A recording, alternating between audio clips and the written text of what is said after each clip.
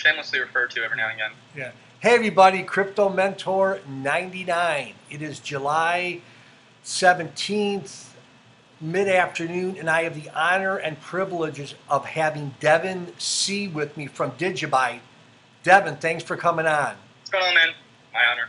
Oh man. My honor. So we talked a little bit in the pre-interview about this. Tell us a little bit about your life and how you got interested first in cryptocurrencies and then how you got interested in DigiByte. Sure. So, well, I'm sure a lot of you watching are probably familiar, at least if you're a DigiByte fan, you're probably familiar with the meme. I told you about Bitcoin in 2012. You did not listen. I'm telling you about DigiByte now. Don't make the same mistake twice. Well, I saw that and I was like, that's a coincidence. My friend Billy in high school literally told me about Bitcoin in 2012. I didn't listen. If I did, I'd be retired by now probably, but I didn't listen. Heard about it again maybe in high school later on, senior year. And then I went to college. Right now I'm taking a gap year. That's kind of how it allows all of my time to be directed toward DigiByte as secretary of the DigiByte awareness team. When I go back to college, I'll work it out still. It's just a lot easier now, of course. Mm-hmm. But yeah, I'm just taking a gap year to kind of figure out what exactly I do want to do with my life and career, I guess. But I was studying neuroscience at Mizzou. I was going to go to Miami, Florida, but just $60 grand a year for college is a lot. I didn't really want all that debt, but went to Mizzou, and really fun school.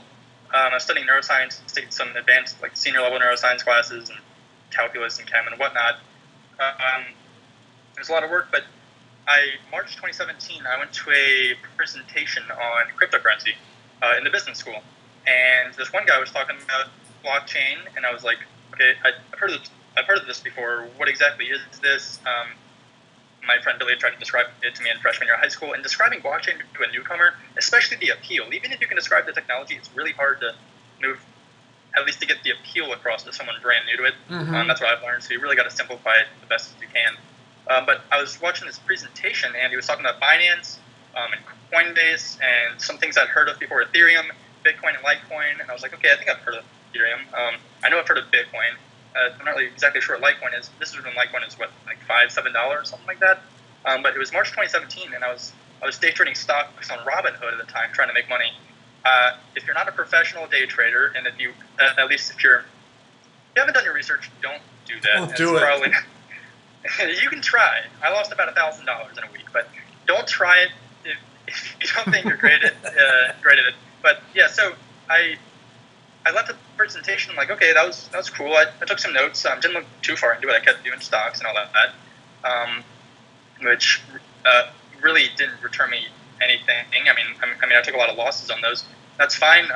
And then in the summer, I got a Coinbase account, and I bought some Litecoin, I bought some Bitcoin, I bought some Ethereum. Not a lot. Just maybe like $50 of each. Just kind of test it out, see what it was like. Mm-hmm. I didn't really hold on to those for that long. I kind of had weak hands back then. Back summer 2017. And I remember also hearing about Ripple and XRP and like Tron and just some other thing like Neos, some other things that were coming out. I was just trying to figure it out.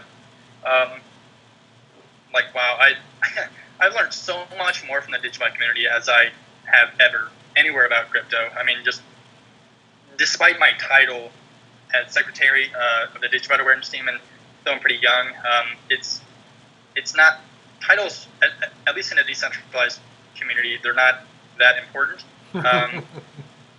You can, I mean, for 4 months I was doing 24/7 Telegram or Twitter or just stuff like that, just helping out with business emails or just helping DigiByte in any way I could, without a title or anything.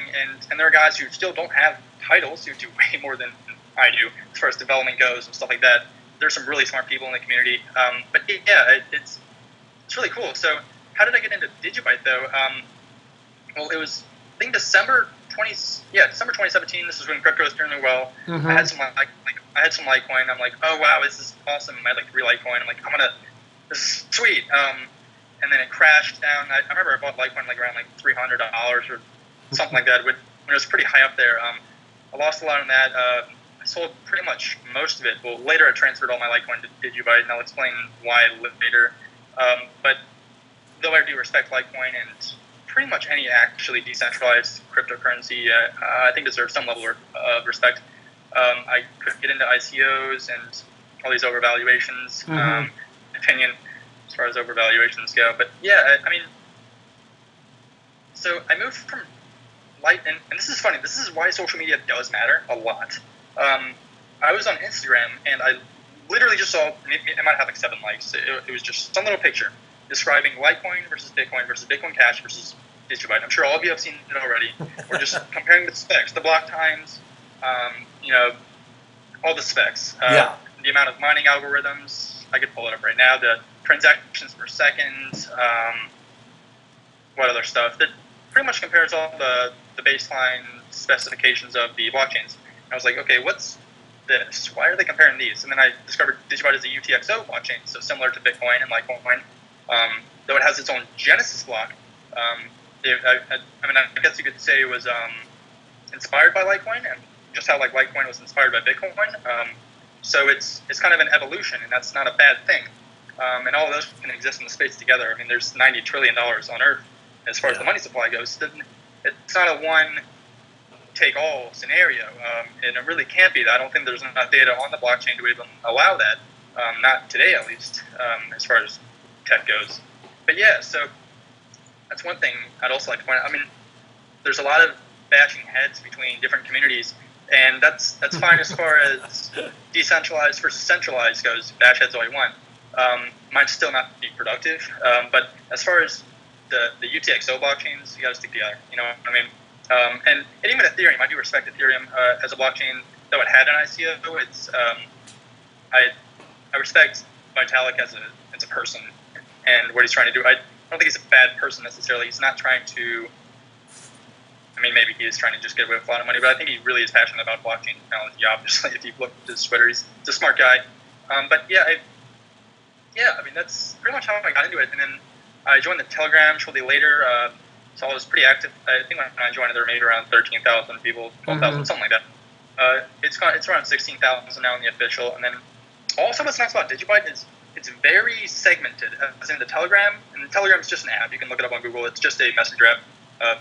I think it's built on a blockchain. I'm not exactly sure how it works. It's a Russian company, if I'm right. But so there are about 30 groups, and there are ones in different languages, like Chinese. There might be a Japanese one. Spanish, French. There are different languages. The ones in non-English aren't as big, but you can definitely communicate to people if you're not an English speaker. And you can always use Google Translate if you really need to. But yeah, the official has around 16,000 members. And there's a developer channel, and there's a marketing channel. There's a speculation channel if you just want to talk about prices and stuff like that. So that's fun. That's actually how I initially became an admin in the Telegram channels. I'll just run through that real quick. But I used to speculate a lot about price. I would be like, or all the bears in the channel would say, oh, it'll never get here, it'll never get here, it'll never get here. I'm like, guys, Ripple XRP, for what it is, I don't want to get into that, but it went to, like $140 billion market cap?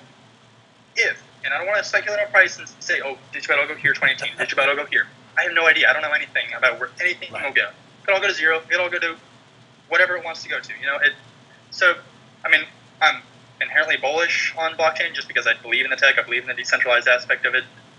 But I was in the Telegram channel, and I was promoted as admin there just because I would usually I just had this one equation I would always go back to. So if you want to speculate about price, by the way, you don't need to ask anyone about it. Just do the math yourself. Market cap is equal to the circulating supply times the price. And then if you want to predict, what would it take for DigiByte to go to this dollar amount or this market cap? Well, just plug in the numbers and you can do it. But yeah, I used to speculate a lot, and I was promoted there as admin. That was nice, I guess, to have like the official admin thing. And then shortly after that, we have a social channel also where we just kind of throw banter around. There are more than 100 people in that chat. I'm an admin in there too, so you can join there if you want to, just talk about whatever, DigiByte related, not DigiByte related to anything. No rules, just talk about whatever you want. Yeah, so that's a fun chat. And then the mining channel too. I don't know much about mining, like at all. I know how it works, I guess, the basics. But this was when DigiByte had a nice big run up. I think it was maybe last weekend, the weekend before, to maybe 4.5 cents, and it kind of fell back down. Corrected. A lot of people came into the official channel. There was just a whole lot of activity. And the mining guys were like, hey, we need another admin. Would you like to join? I'm like, well, I don't know much about mining, but yeah, I mean, I'd be glad to help out. And the next thing I knew, a few days later, Jared Tate himself was like, all right, Devon, you're an admin here. And I was like, wow, that's pretty cool. He promoted by founder himself in the admin channel, so that was nice to see. So I stopped by in the mining channel a bit too. Most of the guys in there are a lot more knowledgeable than I am as far as mining cryptocurrencies go. But stop by in any of the Telegram channels. I'd suggest, if you're new to DigiByte in this video, a lot of you probably aren't, but if you are new, just look up Google DigiByte official Telegram and just stop by. That's good, Devon. So if someone's watching this, irregardless of their age, for the very first time, whether they're 10, 20, 50, 90, whatever. Yeah. And again, I know that you're a pretty smart young man. In layman's terms, as my father would say, how would you why do you like DigiByte? What do you want other people to know about DigiByte? And can you kind of break it down for everybody what DigiByte is? Okay. Should I break down the specifications of it? Sure. Yes, please. I have a Google Doc I can shamelessly refer to that I've prepared. Okay. Take your time. That'd be great. Well, it's open right now. Just because I didn't want to miss anything, pretty much. Because my short-term memory probably wouldn't cover it all, and I might forget things. But my face is still on the screen, it appears. But yeah, so. Yep. So why I love it? I'm just going to shamelessly, guys.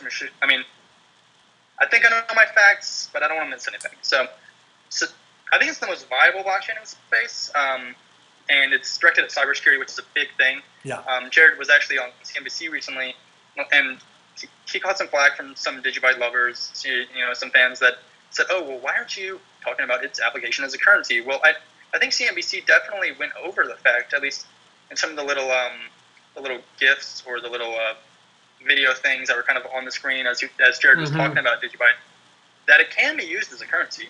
Definitely. It's just Jared. I mean, I've watched interviews with him too, and he said that he doesn't usually bring it up as a currency right away. He brings it up as a cybersecurity platform, because that's really what's going to be in most demand in the future, especially as quantum computers start to take off and get into the hands of the public. That's going to be a really big problem. So if you can have a blockchain that's pretty much very, very secure as far as being resistant to 51% attacks, not invulnerable. Nothing is going to be completely invincible. Of course, the more hash power you have, the easier it's going to be, the harder it's going to be to take it down. But the real-time difficulty adjustments and the 5 mining algorithms definitely do help to mitigate the chances of either an attack. Well, actually, the attacks are done offline if you want to get into the terminology, but I guess by attack, I just mean taking over the system entirely, or just throwing a ton of hash power at it. So even if I think I heard Jared tweet about this recently, and I'm pretty sure he's correct on this, but you could throw all the hash power you wanted at DigiByte, and you could get only 20% of the blocks. Yeah, I saw that. Yeah. There are 5 mining algorithms, and the mining difficulty adjusts in real time. So you're not going to find more than I think the most there's ever been found in a row is 3 that's been accounted for. But you're probably not going to find more than 2 in a row, because it's exponentially going to get harder to solve, to find the next blocks. So finding 4 in a row, finding 5 in a row, it's just going to become. It's not going to. I don't know how it would be done. So it's directed at cybersecurity. That's going to be a big deal. Securing data on a blockchain, and especially since it's decentralized and immutable, that's a big thing. You can call yourself a cybersecurity blockchain. I guess if you wanted to, if you're centralized, but you're a centralized target. If you have all your nodes in one office building, what happens if that office building gets blown up? Or what happens if someone hacks that office building or steals hard drives from it? What if there's an insider that, So there have been around 200,000 node downloads. I don't know how many actively are running, but we are very decentralized in that aspect. Or you can look at Bitcoin, where China controls about 80% of the mining pools. So you can call it decentralized, and it's, as far as the ownership of Bitcoin, it might be very decentralized, and I'm pretty sure it is. But as far as the control of the initial, I guess, what's the word for it? I'll just call it creation or discovery of new Bitcoin blocks. That's mostly done by China, and I guess China could attempt to do the same thing with DigiByte, but it would be a lot harder, I believe. DigiByte call ourselves forward-thinking. go to DigiByte.io, you might see that quote. More secure, more decentralized, more forward thinking. It's something like that. So AI, I think, is going to be a big thing, especially in becoming secure or resistant to attacks. As far as keeping up with new technologies that are used to combat it. So like AI and counter AI. If you want to get into speculation, I think that'd be AI is something we can't really do much with it now because we're only so far into the future. But a big thing I think that DigiByte will be used for is not only securing like medical documents and legal documents and stuff like that for very cheaply and being able to send it across the United States for what's the mining fees right now? What 0.0001 cents about? So you're spending not much. And you can look at Litecoin too or Bitcoin, and yeah, like if you're a normal middle class person, it's probably not going to be a problem. But then again, the mining. Well, as far as the mining fees, it's probably not going to be a problem. But the mining time, if you're at Starbucks, you want to buy coffee with Litecoin, even Litecoin, you don't want an extra 2-minute holdup, or however long the Litecoin blocks are right now. With a credit card, I'd rather just use a credit card if I'm going to be forced to use Litecoin or Bitcoin to buy things. But especially Bitcoin, and yeah, so that's a big thing too. Supporting why I'd rather use DigiByte, I guess, in everyday transactions and transfers and stuff like that. So the transactions per second is a big thing. Right now we're at 560 per second, and block size doubles every other year until about 2035, when it's predicted all of the blocks will be mined, and then the blockchain will survive off of mining fees, and that's going to be a fine line between just the mining fees will have to be not too much to incentivize consumers, but enough to incentivize miners. And I'm not sure if that's set automatically or not. Again, mining isn't my forte, but somehow I made the admin there. So yeah, transactions per second are 560 now, but by 2035, they will be at around 280,000 transactions per second. And I think Visa right now, on the DigiByte website, I'm not sure exactly what it says. I've heard that people say Visa does around 24,000 transactions per second, which sounds like right. I'm not exactly sure if that's right. Bitcoin does 7 per second. Or, 7 transactions per second. Yeah. Litecoin around 50, something like that. And they're a lot older. And, come on. You've been around, Bitcoin's been around, since 2008, 2009? Yeah. So it's 5 years older than DigiByte's been around since 2014. DigiByte, and they still haven't solved that because I guess the Bitcoin network can't come to consensus on what to do. I don't know. So there's that. Mining fees are very minimal. Transaction times are very minimal, and it's pretty resistant to being taken over. Also, you can use smart contracts. Ethereum, you can do a smart contract on, all these ERC20 tokens. I think most of them will be labeled securities, especially if they were launched with an ICO. It all comes down to the Howey test, and you can look into that later. I don't know the exact specifics of it, but I can pull it up. So a lot of these ICOs, and that's fine if they're going to be security. I'm not throwing shade at securities. Companies, are securities, stocks and stuff like that, but if you don't have the licenses to trade them, you can't trade them, and you can't really take ownership of them yourself to trade them yourself legally. Yeah. At least in the United States. So that's what the SEC would rule. So I looked at the Coinbase blog recently, and how they were talking about possibly adding Cardano or Zcash. Zcash is cool because it uses DigiShield, which is the 5 mining algorithm thing. That's nice. So I support Zcash in that aspect. I'm not going to get into my gripe over Coinbase not adding DigiByte. There are a lot of good things coming, and DigiByte, at least the guys at DigiByte, have already given Coinbase documentation to do it, so it's really up to them at this point. We've done all we can do on that front, and I love Coinbase as a platform. I'm not angry at them or anything. I'm sure they have their own business incentives, and I can't really do anything about that. But what I'm saying is there are going to be more fiat gateways for DigiByte coming in the future, and DX Exchange, for one, is going to be a big competition. releasing or launching July 25th. I'm not exactly sure if DigiByte will be added upon launch. I 100% do know that they are going to add DigiByte. You can join their Telegram also. Just look up DX Exchange. They're going to be launching July 25th with a euro to DigiByte, I believe, and a lot of other currencies. But for whatever regulatory reasons, they're not adding DigiByte to USD right now, but they plan to Q1 2019. That's their plan.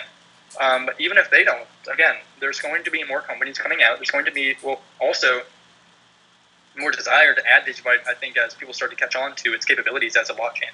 Yeah, that's good. Might not even have a problem in that regard. So, yeah, I mean, also you can run decentralized applications on it, like DigiID, which is really cool.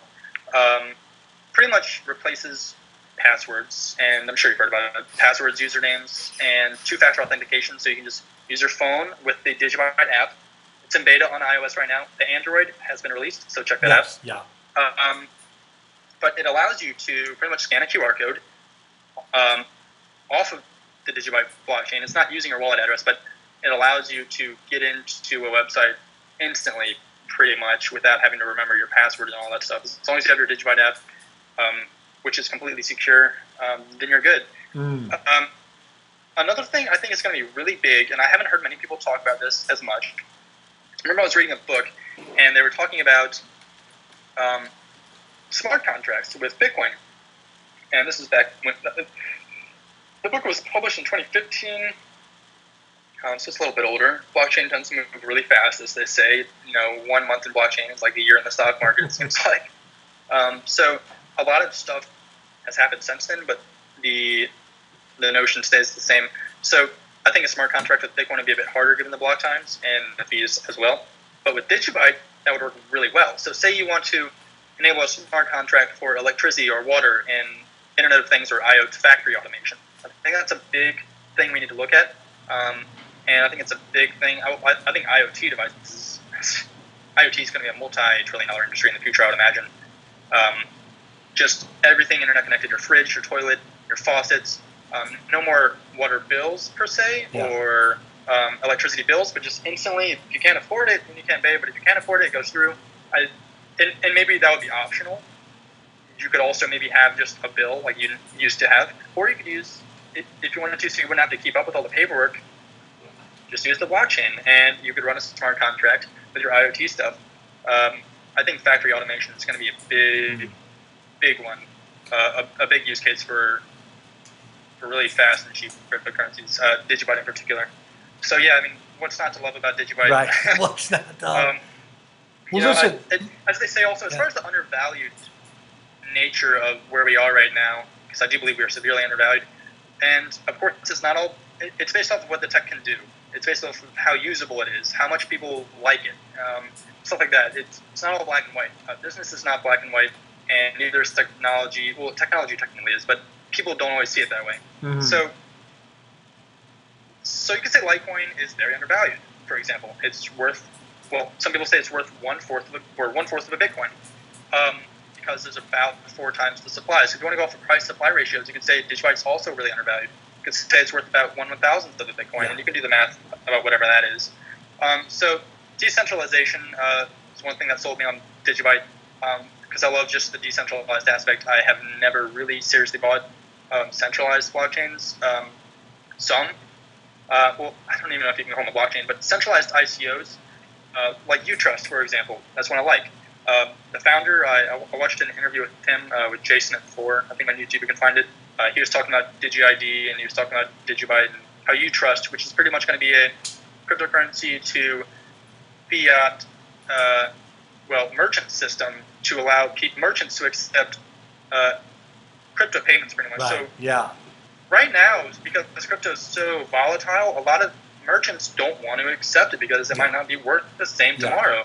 And that's an inevitable. Well, that's just the problem we have right now. And you can say, why don't they just accept it? Why don't they just accept my crypto? I mean, they like a cash flow. It's just how things are right now. I mean, they might not in the future if it settles down a bit.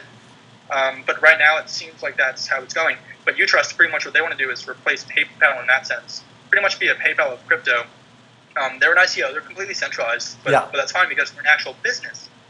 What they're doing is they're going to have a token which allows you to pretty much send, say your DigiByte or Monero, I think they're adding, or some other ones, through through their exchange, and pretty much that would instantly convert it into fiat for the merchant to accept.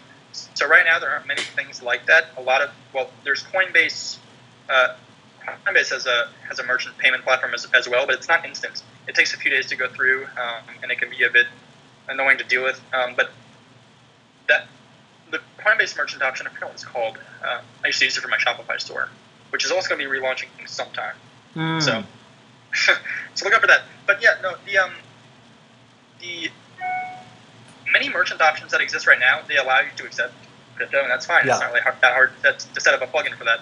But what Utrust is doing is they're allowing instant crypto to fiat for a merchant. So you can send the merchant however much you would need to buy the item in cash, pretty much, and that in crypto. Then they get the cash, and then you send. So pretty much, I would send my DigiByte through, and then I'm not exactly sure how the contract works, but Utrust has a token, and they would convert that into cash for the item you're buying. So that's an actual real-world service. That's a product. That's a service that's going to be used, and it requires an e-money banking license also. And they plan to have that by September, I believe. They said that in the founder said that in the interview. So it's not actually that easy to get that or to set that up. So Utrust, I think that's a cool centralized project. But I really have a problem personally just with centralized projects. I mean, okay, so for example, just going to go off topic a little bit here, I guess. Facebook, Mark Zuckerberg, it took him 7 years to raise $2 billion.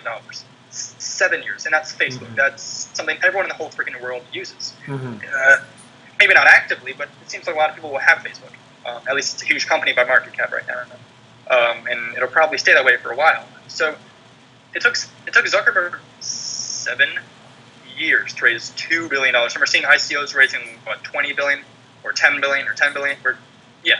However many billions overnight, it seems. And it's like, what? What are you offering? You're offering code that's controlled in central nodes in a warehouse or an office building saying, well, it's this cheap to send, and it does this, and it does this, and we're partnered with this many people, therefore our valuation should be this high. I'm just not buying it. Maybe it'll do well, and maybe it'll save, companies money on transfers and stuff, and that's great. And I wish the best for all of DigiByte's competition. I'm not trying to hold anyone down, but I think the cream's going to rise to the top. Yeah. So I've said this on Twitter before, actually. So DigiByte started from zero, right? Like Bitcoin, like Litecoin, they all started from zero. No ICO. Amazon, Apple, Google, Microsoft, they all started in a garage, and now they're pretty much the biggest companies on earth. So it's not all about overvaluation. Hype does not last forever. You can't run on hype fuel for your whole life. You need something backing it up. And decentralized cybersecurity, that's real. So yes, so there's that. I think I've gone through all the specs. So there are 5 mining algorithms. You can look into that. There's a GPU CPU hybrid, which is qubit, and then there's SHA-256, which is an ASIC, and there's Script, which is an ASIC, and then there is Grostel and Skian, which are GPUs. And some people have a problem with ASICs, but if they're decentralized, it's not that big of a deal. It's just another way to mine things more efficiently. So no, that's good. Oh yeah, go ahead. Vertcoin and Dogecoin are also UTXOs. Dogecoin. Dogecoin is a funny one. So I think I've gone into how I got into DigiByte Awareness Team. I'm just going through my notes, guys. Sure. Shamelessly going through my notes. There's. Well, we talked during the pre-interview. You have the honor and distinction of being the youngest member age-wise, which I'm not going to say your age, being a DigiByte ambassador. 20 guys, not a big deal. Yeah. So. That's cool to me. I don't know about you. I mean, if you're a 16-year-old and you freaking love crypto and you want to get involved in DigiByte, go for it. Spread the word in your high school, talk to people, start a crypto club on. So, if I was in high school and I knew about this, I would have started a crypto club by now. That'd be a cool thing to do. Just get involved. And there's no age limit for DigiByte Awareness Team. I mean, you want to know your stuff, and I've been involved for a while. And you don't need the title to do anything. You can operate, in the shadows the whole time and develop a lot like some guys do, or you can just be a public face and market and promote and do whatever. Yeah. Yeah, that's good. Well, listen, Devon, see, we're going to start to wind down here. I just want to let everybody know in the description box below, I'm going to put the video that I did with Rudy and Derek of the DigiByte awareness team, and I'm going to put 2 links below of the 2 interviews I did yesterday, July the 16th with Laura Taylor. That was over the top. That was interesting. So, Devon, I always give my interviewers the last word. Is there anything that you want to let the viewers know about DigiByte, or just you, or you can kind of have the last say? I guess one more thing. So, if you didn't know, Jared Tate has already spoken at Harvard and MIT, which is big. These schools have huge endowments, and they're not necessarily investing in DigiByte yet, or any cryptocurrency yet, or investing in anything with their endowments. But they realize, I think, the potential of the technology, which is interesting. The fact that they've invited Jared Tate means a lot. I think it's been downplayed a lot. You can name drop MIT and Harvard and NYU. He's also invited to NYU this fall, and about 7 other schools I'm not going to talk about. But there are some cool things as far as academic institutions go, and they might actually start looking into investing in cryptocurrency. I don't know personally, but if I were an academic institution and I saw what DigiByte was about, or if I saw really what any of these new great projects were about, and DigiByte isn't really new in that regard, but I think just at least networking through these big schools is going to be important. That's a big thing, business and networking. Mm-hmm. No, DigiByte is not a company or a business. Networking still comes into it. It operates similar to a business in that regard. You're going to run it like a business, but it's not making money. It's not making a cash flow. No one's getting paid to do anything. It's all community volunteering. But networking is always going to be a thing when it comes to building any kind of foundation or anything. But yeah. No, that's great. So there you have it, guys. Devon C., Secretary at DigiByte, member of the DigiByte awareness team, all-around good guy, a whole lot smarter than I am. Devon, thank you for coming on, and I want to have you back, okay? Definitely. All right, Thanks, see you later. Bye-bye.